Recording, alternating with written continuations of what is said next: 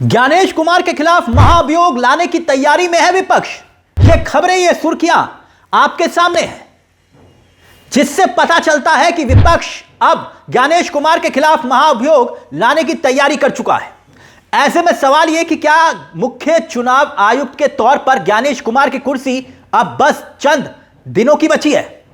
और अगर ऐसा होता है तो मुख्य चुनाव आयुक्त ज्ञानेश कुमार आजाद भारत के इतिहास में अपना नाम दर्ज करवा लेंगे।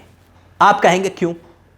ऐसा इसलिए क्योंकि चुनाव आयोग के मुख्य चुनाव आयुक्त के खिलाफ यह पहली बार होगा कि जब महाअभियोग लाया जाएगा। लेकिन जब यह सवाल खड़े हुए तो कई बातें भी सामने आई, लेकिन अब विपक्षी गठबंधन इसकी तैयारी शुरू कर चुका है। बकायदा ये तमाम खबरें इस बात की तस्दीक कर रही है। इतना ही नहीं, एक ट्वीट मैं आपको दिखाना चाहूंगा। यह ट्वीट है कुमार विक्रांत सिंह का। ये टीवी 9 के रिपोर्टर हैं और बहुत सीनियर पत्रकार हैं, बहुत लंबे अरसे से कांग्रेस को कवर करते हुए हैं। और उन्होंने ये खबर, आप देखिए, इन्होंने ट्वीट किया है, वो ट्वीट आपकी स्क्रीन पर है। वो लिखते हैं कि सूत्र मुख्य चुनाव आयुक्त ज्ञानेश कुमार को हटाने के लिए उनके खिलाफ शीतकालीन सत्र में प्रस्ताव लाने की इंडिया ब्लॉक की तैयारी। कांग्रेस ने सहयोगी दलों से इस बाबत शुरू की गंभीर चर्चा। इसके जरिए इंडिया ब्लॉक को एकजुट रखने और सत्ता पक्ष को चुनाव आयोग के साथ खड़ा दिखाने का दाव। यानी बात सिर्फ हवा में नहीं हो रही है। अब सवाल यह है कि इसके पीछे विपक्ष की रणनीति क्या है? रणनीति, मंशा, दो बातें। नंबर 1, ज्ञानेश कुमार को पद से हटाना।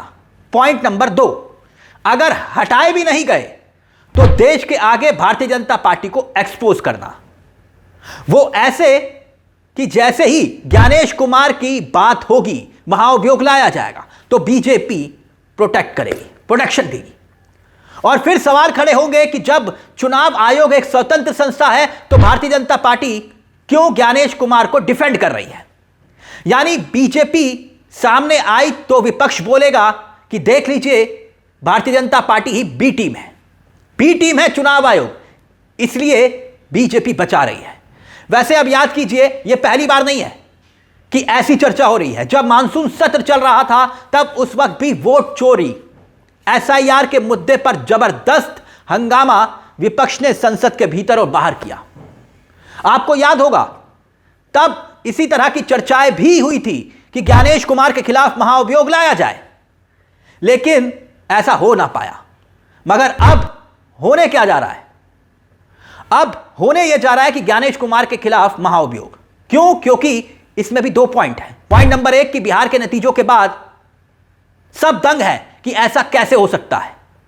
पॉइंट नंबर 2, अलग अलग राज्यों में एसआईआर का ना सिर्फ विरोध हो रहा है, बल्कि पार्टियां सुप्रीम कोर्ट तक जा चुकी हैं। तमिलनाडु हो, पश्चिम बंगाल हो, केरला हो, ये वो राज्य हैं जहां पर ना सिर्फ एसआईआर हो रहा है, बल्कि इसके खिलाफ सुप्रीम कोर्ट का दरवाजा भी ये राज्य सरकारें खटखटा चुकी हैं। बकायदा केरला में तो यह तक कहा गया कि भाई स्थानीय निकाय के चुनाव निपट जाएं, आप उसके बाद एसआईआर करवा लीजिए, कोई दिक्कत नहीं। मगर चुनाव आयोग नहीं माना। मगर एक सवाल और खड़ा होता है, वो ये कि क्या महाअभियोग के जरिए, इस प्रस्ताव के जरिए विपक्ष एकजुट हो पाएगा? विपक्ष को एकजुट करने में कांग्रेस कामयाब हो पाएगी? बहुत हद तक इसकी संभावना हां में है, क्योंकि विपक्ष यानी कि इंडिया गठबंधन के साथ साथ जो दूसरे विपक्षी दल हैं वो भी एक साथ आ सकते हैं। इसकी संभावना बहुत ज्यादा है। जैसे कि उदाहरण के तौर पर टीएमसी यानी कि ममता दीदी, पश्चिम बंगाल में कांग्रेस और टीएमसी भले ही अलग अलग चुनाव लड़ते हैं, लेकिन संसद में सब एक हो जाते हैं। और पिछले सत्र में भी ऐसा ही हुआ था। सबसे ज्यादा आक्रामक टीएमसी थी। अखिलेश यादव भी बहुत आक्रामक दिखाई दे रहे हैं इस मुद्दे को लेकर। और बाकायदा चुनाव आयोग की तरफ जब सांसदों ने कूच किया था, तब अखिलेश यादव ही थे जो बैरिकेटिंग को फांद तक गए थे। याद करिए, बैरिकेटिंग फांद गए थे। लेकिन बड़ा सवाल यह है कि क्या महाअभियोग से चुनाव आयोग के सबसे बड़े अधिकारी ज्ञानेश कुमार को हटाया जा सकता है? कानून क्या कहता है? क्योंकि कानून की पेचीदगियां भी हैं। कानून कहता है कि यह आसान नहीं है। सीईसी को हटाना सिर्फ महाअभियोग ही एक तरीका है। यानी जैसे कि सुप्रीम कोर्ट के जज को हटाने की प्रक्रिया होती है ना, ठीक वैसी ही यह प्रक्रिया होती है। जैसे प्रस्ताव लोकसभा या फिर राज्यसभा में लाया जा सकता है, कहीं भी लाया जा सकता है प्रस्ताव। पारित कराने के लिए सदन में 2/3 सदस्यों का समर्थन जरूरी है और कम से कम 2/3 सदस्य प्रस्ताव के पक्ष में वोट करेंगे, तब जाकर वो पास होगा। और अगर पास होता है पहले सदन में, तो फिर यही प्रक्रिया दूसरे सदन में भी अपनाई जाएगी, लोकसभा या फिर राज्यसभा, उसको भेजा जाएगा। और अगर लोकसभा में प्रस्ताव आया, 2/3 बहुमत भी है विपक्ष के पास, सत्ता पक्ष अगर विरोध भी करता है तो विपक्ष उसे पास करवा सकता है। लेकिन फिर यही प्रस्ताव जाएगा, जैसे मैंने आपको बताया, कि दूसरे सदन में भी जाएगा और वहां पर 2/3 बहुमत विपक्ष के पास नहीं है। और अगर दोनों सदनों में प्रस्ताव पारित होता है, प्रस्ताव पास होता है, तो राष्ट्रपति मुख्य चुनाव आयुक्त को हटाने का आदेश दे सकता है। यानी कि राष्ट्रपति के पास फिर यह प्रस्ताव पास होगा, वो जाएगा। यानी गेम फंसा है नंबर गेम पर। और मुझे ऐसा लगता है कि विपक्ष बीजेपी और चुनाव आयोग को एक्सपोज करने के लिए इस महाअभियोग को ला सकता है, भले ही पद से ना हटा पाए तब भी। क्यों? क्योंकि महाअभियोग आएगा तो फिर देश के भीतर, देश की सबसे बड़ी पंचायत में वोट चोरी का मुद्दा गूंजेगा, चुनाव की खामियों पर चर्चा होगी और मोदी और शाह की जोड़ी ऐसा हरगिज नहीं चाहेगी। क्योंकि अगर ऐसा होता या होगा तो देश की संसद में चर्चा होगी और दुनिया में मोदी सरकार की छवि पर संदेह पैदा होगा, शक पैदा होगा कि कहीं ऐसा तो नहीं है कि विपक्ष जो आरोप लगा रहा है वो सही है।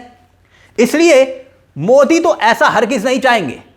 यानी भले ही प्रस्ताव गिर जाए, पास ना हो पाए, ना सिर्फ सोशल मीडिया बल्कि विदेश की मीडिया में खबरें बनती हैं और फिर सरकार की बहुत छींचा लदर होगी। अगर चर्चा होगी तो दिक्कत हो जाएगी, क्योंकि याद कीजिए इससे पहले वाले सत्र में वोट चोरी के नारे संसद के अंदर और बाहर गूंजे थे। तो ऐसे में अब देखना दिलचस्प होगा कि क्या वाकई में यह मामला अब आगे भी बढ़ता है और सदन में क्या प्रस्ताव पास हो पाता है या फिर नहीं। आप क्या सोचते हैं इस मुद्दे को लेकर? विपक्ष को संसद के भीतर सदन में महाअभियोग लाना चाहिए या फिर नहीं? और क्या वाकई में महाअभियोग लाने से ज्ञानेश कुमार की कुर्सी पर खतरा मंडराएगा, उनकी सेहत पर, उनकी कुर्सी पर कोई असर पड़ेगा? क्योंकि Rahul Gandhi 3 press conference vote चोरी को लेकर कर चुके हैं, खुलासे का दावा कर चुके हैं। दावा है, आरोप गंभीर है, मगर फिर भी मुख्य चुनाव आयुक्त ने इस मुद्दे को लेकर कोई ज्यादा बड़ी सफाई नहीं दी। आपकी क्या राय है इस मुद्दे को लेकर? अपनी राय हमें कमेंट बॉक्स में जरूर बताइएगा। मुझे तिलक चावला को दीजिए इजाजत। एक छोटी सी दरख्वास्त, चैनल को सब्सक्राइब जरूर कर लीजिएगा। यह मंच आपका है जहां हम सिर्फ खबर नहीं दिखाते बल्कि खबर के पीछे की खबर भी बताते हैं। नमस्कार, जय हिंद, जय भारत।